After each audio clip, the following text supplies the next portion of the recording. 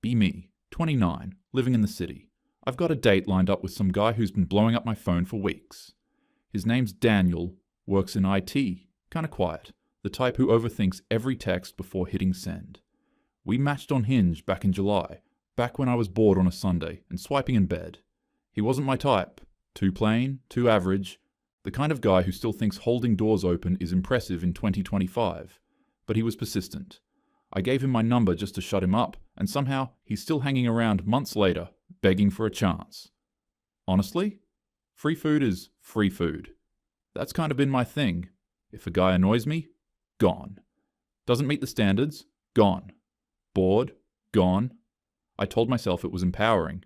Why settle when there's always another one? And for a while, it felt true. There was always another one. The Tesla finance bro with his whiskey flex, the musician with the cringe song, the Jeep chauffeur who saved me Uber money. Fun for a minute, disposable when I got tired of them. Earlier this week, I went out with my girls, Sarah and Jenna, at this new overpriced sushi spot downtown. The kind where the rolls are tiny, but the plates are painted like art, and everyone pretends to like the wasabi cocktails even though they're disgusting. I told them about Daniel, rolling my eyes, saying he'd planned this whole date around some cultural fair later in the week. International food stalls, music, dancing. He was so excited about it when he told me. I admitted I didn't care about the fair itself. I was just in it for the cocktails and Wagyu sliders. Sarah snorted. At least he's useful for something. Jenna added, if he's been begging this long, make him buy you dessert too. We laughed, and I felt that little rush of validation, like I was still playing the game right. That's when Jenna's eyes lit up. Oh my god, that reminds me. Have you seen all those TikToks about American guys flying overseas to marry these so-called traditional women? I frowned. What do you mean? Like mail-order brides? That still exists? Worse, Jenna said, leaning in like she was sharing state secrets. Not just mail order. Actual guys flying to Thailand, the Philippines, Colombia. Whole communities of them. They date these women, marry them, then either bring them back here or just stay abroad. And they brag about it like it's a life hack. Sarah rolled her eyes so hard I thought they'd get stuck.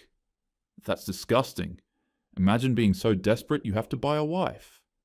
Exactly, I said quickly, laughing even though the idea lodged in my brain like a splinter. Couldn't handle a strong American woman, so they go bargain shopping abroad. Pathetic. But Jenna wasn't done. No, seriously. These guys claim the women treat them better. Cook, clean, respect them. They call them feminine like it's the holy grail. She even did air quotes. I scoffed. Please. You think making noodles and rubbing a guy's back is real love? They're obviously just after visas and money. Maybe, she shrugged. But it's wild. I keep seeing couples on my feed. Totally average American dudes, some even broke, suddenly married to gorgeous women from overseas. And they look happy. That word made my stomach flip, but I kept my face neutral. Happy? Yeah, for now. Wait until she drains his bank account and bounces. Sarah laughed and clinked her glass against mine. Exactly. Let them enjoy their little fantasy while it lasts. We all laughed with her, but I couldn't shake it. Men leaving for women who'd actually take care of them? Ridiculous. Any guy who wanted that kind of relationship was a loser anyway. Still, as the night went on, I caught myself wondering, what was the difference really? Why would a man choose some girl from across the world instead of me, or Sarah, or Jenna? The thought annoyed me, so I drowned it with another wasabi martini. A few nights later, Daniel showed up at my apartment, right on time, of course. He looked exactly like I remembered from his profile. Average height, button-down shirt he probably ironed twice, hair combed just a little too neatly. Definitely not ugly, but not someone I'd ever look at twice if I passed him on the street. Safe. Plain. The kind of guy who probably apologizes to waiters if his food comes out cold. Hey, he said, smiling like he'd just won something. Ready? I forced a polite smile back. Yeah, sure. He practically beamed. I've been looking forward to this all week. We drove over, and as soon as we got near the fairgrounds, I could already hear the noise, music blaring, people shouting, the smell of frying oil and spices in the air. It was packed. Neon signs glowed above the food stalls, smoke from grills drifted through the crowd, and snippets of half a dozen different languages floated past us. Daniel was in his element. He kept pointing things out like a little kid at Disneyland. "That's Nigerian suya. We have to try it." "Oh wow. Filipino lechon. And look, Korean tteokbokki." I nodded along, half listening, already planning what I wanted for my Instagram story. Honestly, Asian food never did much for me. I've never even been to Asia. Never wanted to. Too many stories about women being oppressed, treated like second-class citizens. Not exactly my dream vacation spot. But the colours and smells here were intense. Stalls lined up with sizzling skewers, bright dumplings, curry bubbling in giant pots. Everyone around me looked like they were having the best time. I tried to match the energy, but mostly I just kept thinking, this was Daniel's big idea of a date? But as we walked deeper into the fair, something started bothering me. It wasn't just the noise or the crowd. It was the couples. Everywhere I looked, American men, guys who could have been my exes, my co-workers, my neighbors, were there with foreign girlfriends. Laughing, holding hands, carrying trays piled with food while the women smiled up at them. Some of them barely spoke English, but the men looked thrilled. Since when did our guys start lining up for imports? I was still chewing on that when I heard someone call my name. I turned and saw Anthony, an old friend from college, walking over with a group of people. He looked the same as ever, cocky grin, baseball cap turned backwards, holding a skewer of something grilled. "Hey, didn't expect to see you here," he said. We did the quick hug thing, and then he introduced the group he was with. A couple of his buddies, and then her. Amy. Mid-20s, short, black hair, tied back, simple dress, barely any makeup, but somehow still glowing. She had that effortless pretty that made me instantly hate her. She smiled politely when we were introduced, and I forced myself to smile back. Daniel, of course, perked up immediately. While Anthony was distracted with one of his friends, Daniel struck up a conversation with Amy at the dumpling stall. I caught bits and pieces, her saying she'd just moved here from Taiwan for grad school, Daniel laughing too loud at one of her jokes. His whole face lit up in a way I'd never seen before. I stepped aside with Anthony, pretending to be casual, but my eyes kept darting back to them. "Okay, what's with this?" I asked under my breath. "What's with what?" he said, taking a bite of his skewer. "All these guys with foreign girls." I gestured around us. "It's like everywhere I look tonight, some American guys holding hands with an exchange student." "What gives?" "Are they that desperate?" Anthony chuckled. "Not desperate. Just smart. Guys are realizing they don't have to beg anymore. They go where they feel wanted."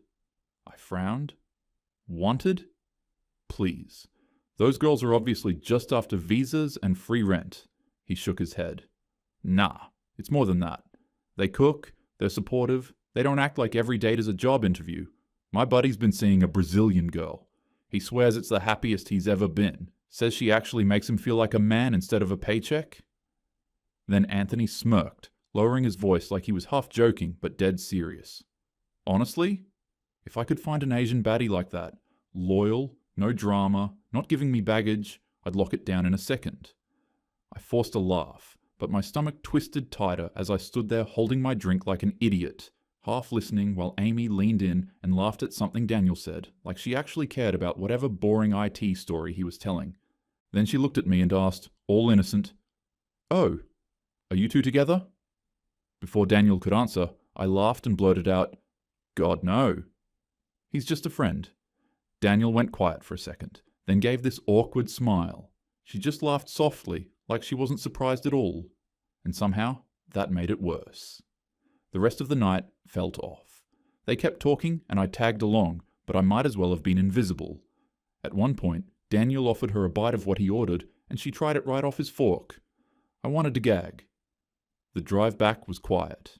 Normally Daniel filled silences with nervous chatter, but this time he just kept his eyes on the road, hands tight on the wheel. "So," I said finally, scrolling through my phone, "did you have fun?" "Yeah," he said, a little too quickly. "It was a good night." "Cool." I nodded, acting casual. "You and your new little friends seem to hit it off." He glanced at me, then back at the road. "Amy's nice." It was just good conversation, I smirked. If you say so.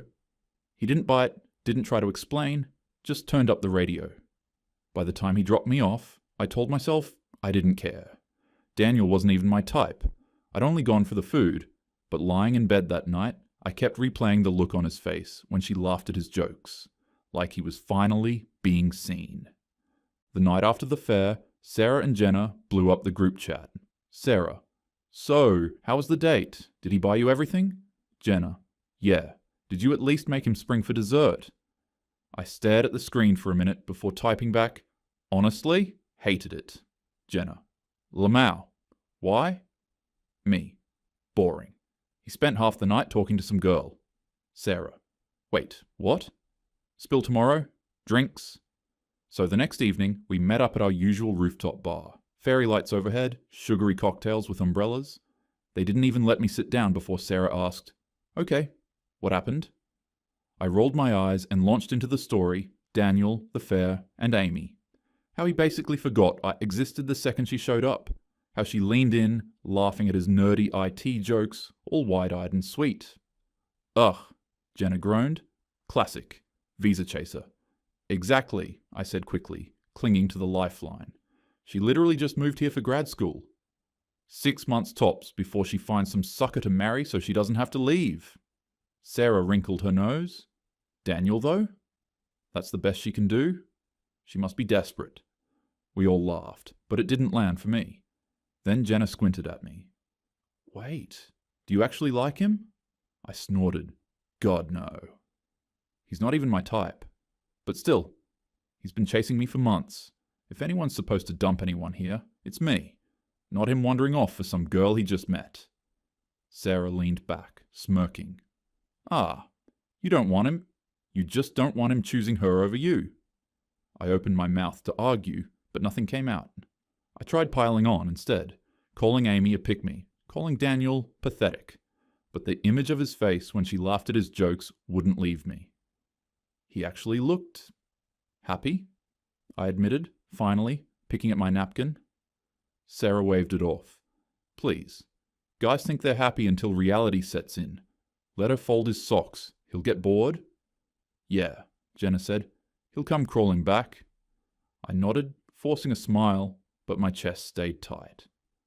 That night, scrolling in bed, I saw Anthony had tagged a group photo from the fair. There they were, Daniel standing right next to Amy, both smiling like idiots, like they'd known each other forever. I zoomed in, then clicked her profile. Public, of course.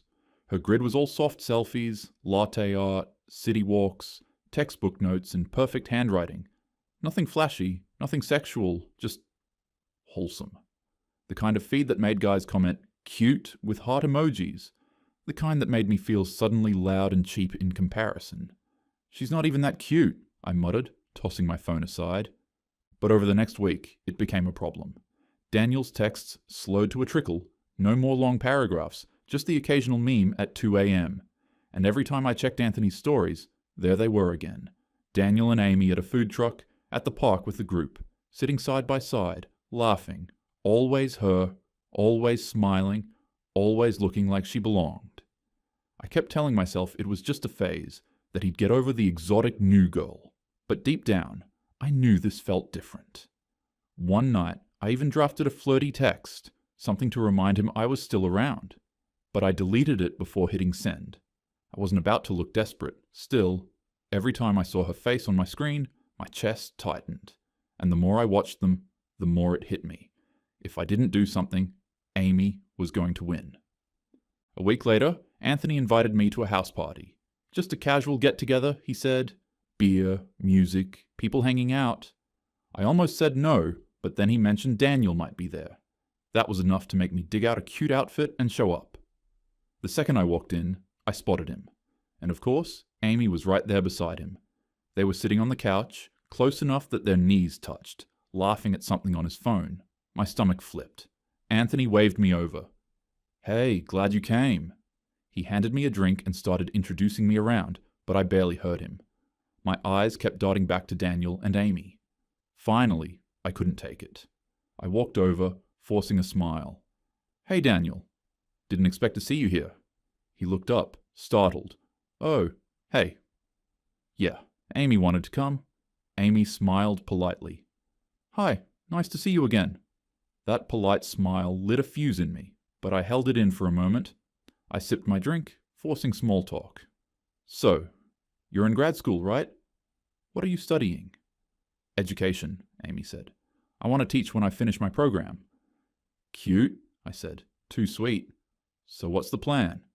Stay here after? Or... I let the words hang, then smiled sharper. Find a nice American guy, lock down a visa, and live happily ever after? The room went a little quiet. Amy blinked at me, clearly thrown. Excuse me? Anthony tried to laugh it off. Come on, don't start.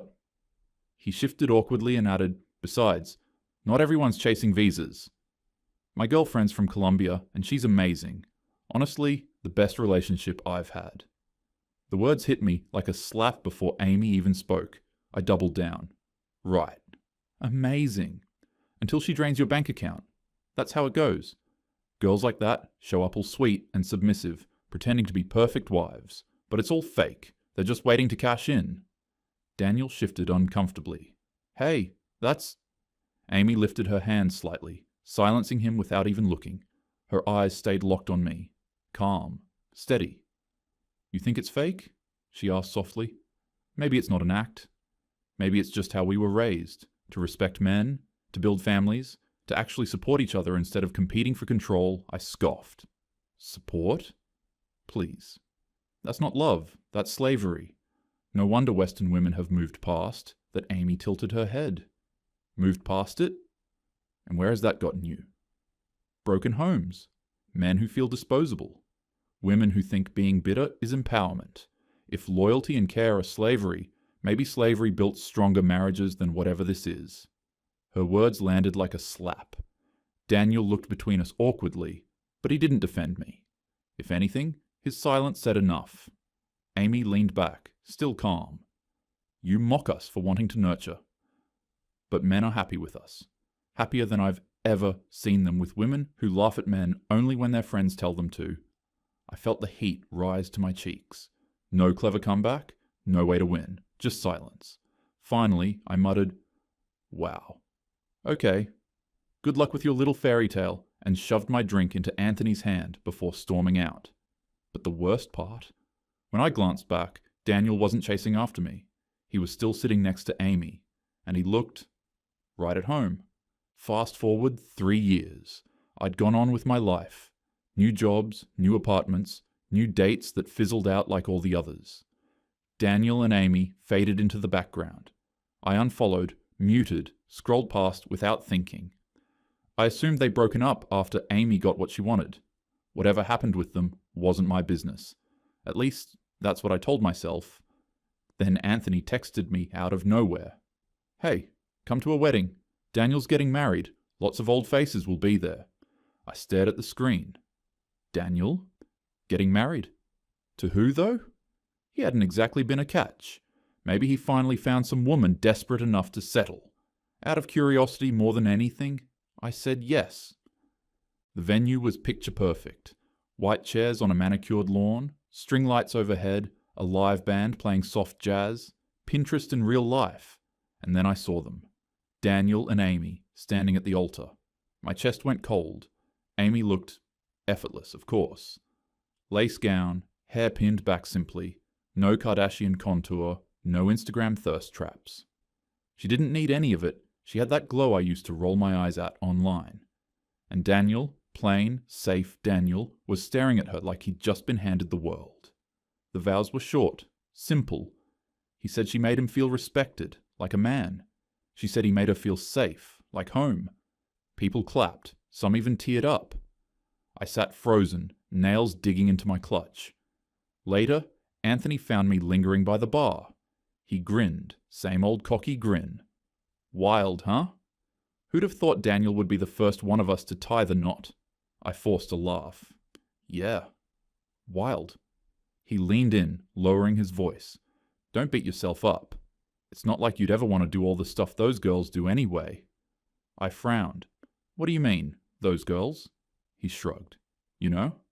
Cooking every night, packing his lunch, standing by him when he's broke, actually listening instead of rolling their eyes.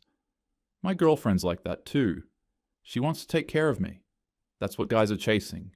Loyalty, peace, not games. I sipped my drink to hide the heat in my face. He kept going, casual as ever. Nothing wrong with American girls, but let's be real. You'd never put up with that. You'd rather split the check, keep your independence, and that's fine. But it's not what guys like Daniel want anymore. I wanted to laugh, to tell him it was pathetic, but across the lawn, Daniel and Amy were holding hands for photos, both of them smiling like they'd won something. And maybe they had. For the first time, it sank in. I wasn't the one doing the choosing anymore. I was the one left behind. I swallowed hard, forcing a smile, telling myself it didn't matter. Foreign women weren't better. They were just sneaky. And honestly, maybe Western countries would be better off if we stopped letting them in at all.